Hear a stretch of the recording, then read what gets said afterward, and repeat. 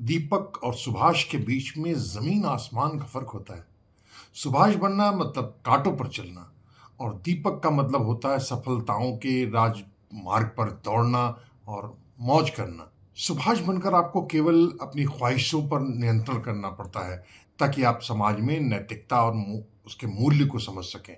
लेकिन दीपक बनने के लिए आपको अपनी ख्वाहिशों को पूरा करने के लिए वह हर काम करना होता है जो अनैतिक होता है, अवैध होता है और मानवता के पर कलंक हो जाता है। सामान्य शब्दों में कहें तो आपको मलाई चाटने का पूरा भरपूर मौका देता है, जबकि सुभाष को ठेंगा। तो सामान्य शब्दों में कहें कि आपको अगर दीपक बनना है तो आपको मलाई चाटने का भरपूर मौका मिलता है, जबकि सुभाष को ठेंगा मिलता है। एक ही समय काल, एक ही सेवा, एक ही भर्ती, एक ही पद और एक ही दायित्व, लेकिन किरदार में जमीन आसमान का फर्क है। जी हाँ, आज यहाँ हम आगरा में पुलिस मुखिया की कुर्सी पर बैठे लोगों के बारे में बातचीत कर रहे हैं। तो एक तो है दीपक कुमार, जबकि करीब 12 साल पहले उसी कुर्सी पर रह चुके हैं सुभाष चंद्र दुबे। दोनों ही एक ही साथ 2005 में आईपीएस अफसर बने थे। अब ये अलग बात है कि दीपक कुमार बेगूसराय यानी बिहार के रहने वाले हैं, जबकि सुभाष उत्तर प्रदेश के सुल्तानपुर के रहने वाले हैं। आज दोनों ही यूपी में आईजी की कुर्सी पर बैठे हुए हैं, लेकिन दीपक जहां अव्वल कुर्सियों पर रहे हैं, वहीं सुभाष की अधिकांश नौकरी पनिशमेंट पर रही है। दीपक आज आगरा के पुलिस आयुक्त हैं, जबकि सुभाष पूरे यूपी में ट्रैफिक पुलिस वालों को सीटी बजाने और हाथ दिखाने, यातायात सिखाने में जुटे हुए हैं।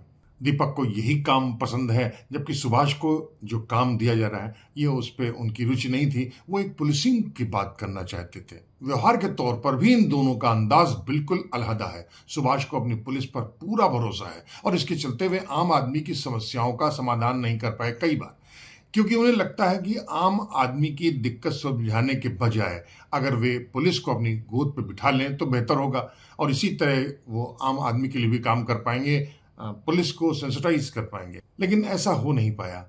कई बार ऐसा हो चुका है कि वे अपने व्यवहार से बुरी तरह मुंह के खा चुके हैं, लेकिन ना पुलिस उनको बचा पाई है, पचा पाई है और ना ही सरकार।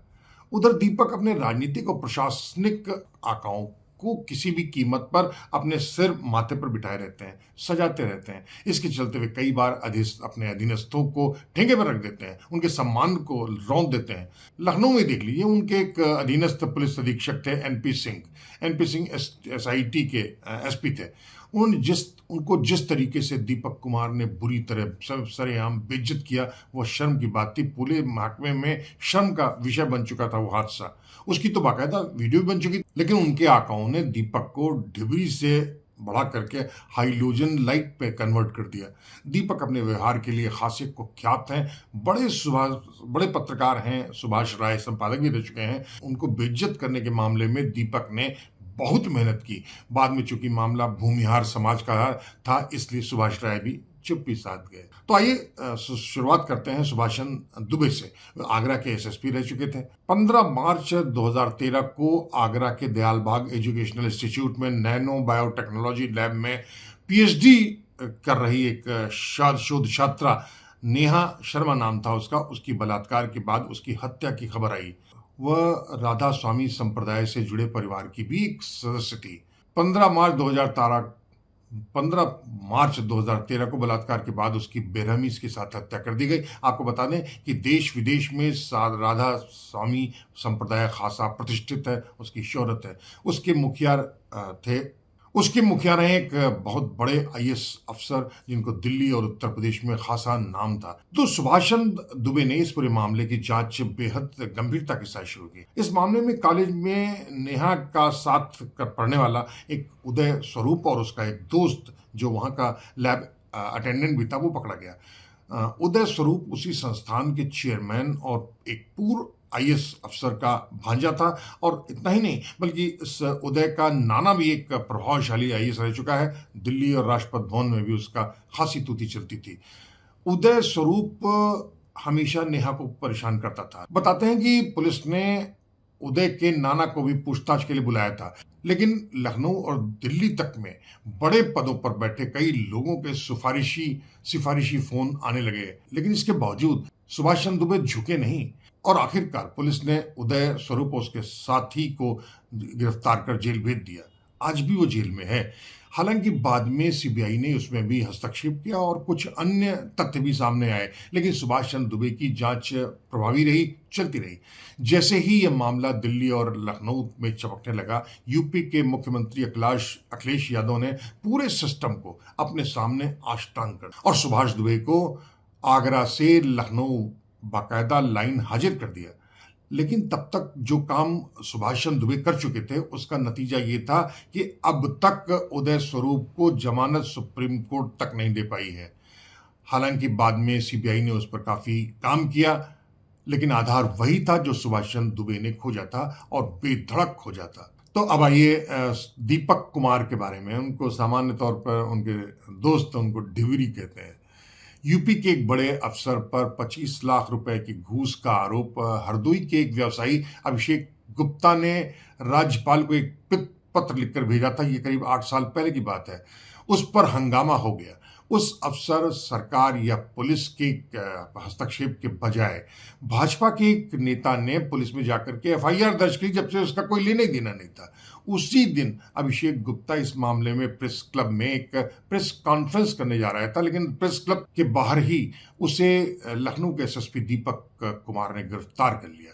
3 दिनों तक अभिषेक पुलिस की कस्टडी में रहा। उसके बाद पुलिस दफ्तर से ही उसको पुलिस ने अपने पत्रकारों के सामने बयान दिया कि वह दिमागी तौर पर बहुत परेशान था, इसलिए गलत बोल गया। इसका किसी से कोई लेना देना है, उसकी मानसिक स्थिति ठीक नहीं थी। इसके बाद से ही अभिषेक गुप्ता लापता है, आज तक लापता है। वो कहाँ है, कहाँ छुपा है, किसी को पता नहीं चल रहा है। मीडिया ने भी इस पूरे मामले को खोजने या अभिषेक को तो तलाश करने की कोई कोशिश नहीं की। चर्चाएं हैं कि 3 दिनों तक एसएसपी दीपक कुमार ने अभिषेक को अपनी अवैध हिरासत में कैसे और किस अधिकार के तहत रखा, ये आज तक किसी को पता नहीं और किसी ने उस पर ऐतराज भी नहीं किया। पुलिस भी खामोश बैठी रही। आरोप तो यह है कि दीपक ने अभिषेक गुप्ता को बुरी तरह मारा, पीटा और उससे अपना बयान बदलने के लिए मजबूर कर दिया गया था। जी हाँ, दीपक कुमार ने। बहरहाल ऐसी बेहिसाब कहानियां हैं दीपक कुमार को लेकर के। 16 अप्रैल 2025 को आगरा के पुलिस आयुक्त बन गए हैं दीपक कुमार। आते ही आनन फानन 5 मुठभेड़ हो गई आगरा में, जो कभी नहीं हुई थी, जिसमें पुलिस की इन 5 मुठभेड़ में पुलिस की गोली से 5 लोग बुरी तरह घायल हो गए और सब के सब पैर के नीचे भी उन पर गोली लगी। उनमें से हाँ, अलग बात है कि एक की मौत हो गई, लेकिन हैरत की बात है कि यह सारी मुठभेड़ भयानक रूप से विवादों में रही। मसलन पुलिस ने दावा किया कि वह सर्राफा की दुकान से लूट लेके भागा था। इसके बाद पुलिस की तफ्तीश में वो आदमी पकड़ा गया। लूट का सामान बरामद कराने के लिए पुलिस उसको कहीं ले जा रही थी कि रास्ते में ही उसने पुलिस वाले से रिवॉल्वर छीनने की कोशिश की। इस पर पुलिस ने उस आदमी को पकड़ा और सीधे उठा करके उस आदमी युवक पर गोली मार दी और उसे ठंडा कर दिया। सवाल यह है कि माल बरामद करने के लिए उस कोशिश के दौरान पुलिस ने उस युवक के हाथों में हथकड़ी क्यों नहीं लगाई थी। और ताजा मामला है जगदीशपुरा का, जहां एक मंदिर में एक युवक ने 5 बरस की एक बच्ची के साथ बलात्कार किया। खबर मिलने पर पुलिस वाले उस युवक को पकड़ ले गए, लेकिन पुलिस ने उसे थाने से ही उसको रिहा कर दिया, जबकि ये एक अबोध बच्ची के साथ हुए अक्षम्य अपराध का मामला था और उसे सीधे सीधे पॉक्सो की धाराएं लगनी चाहिए, मगर पुलिस को इस पर कोई फर्क नहीं पड़ा। खबर मिलने पर वो मुलजिम पकड़ा गया, लेकिन पुलिस ने उसे शर्मनाक तो यह रहा कि एक महिला होने के बावजूद सहायक पुलिस आयुक्त सुकन्या शर्मा ने प्रारंभिक तौर पर यह स्वीकार कर लिया कि अभियुक्त मानसिक रूप से विक्षिप्त है, इसको छोड़ दिया जाए। आपकी हैसियत क्या है? एक बहुत बड़ा अपराध हुआ, छोटी सी बच्ची के साथ, पॉक्सो के साथ हुआ, जिसको किसी तरीके से जमानत नहीं दी जानी चाहिए थी। पुलिस में आप होती कौन है सीओ इस सहायक पुलिस आयुक्त बनने कर आप एक बच्ची को कैसे कर दिया? सुकन्या को भी इतनी तमीज नहीं थी कि उसे बच्ची के बारे में सोचना चाहिए या एक बलात्कारी की वाहवाही करनी चाहिए, उसका बचाव करना चाहिए।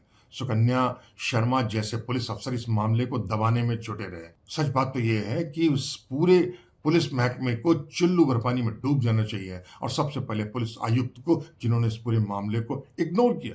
इस पर भी कोई सवाल नहीं उठाए कि एक पॉक्सो का अपराधी कैसे थाने से छोड़ दिया गया।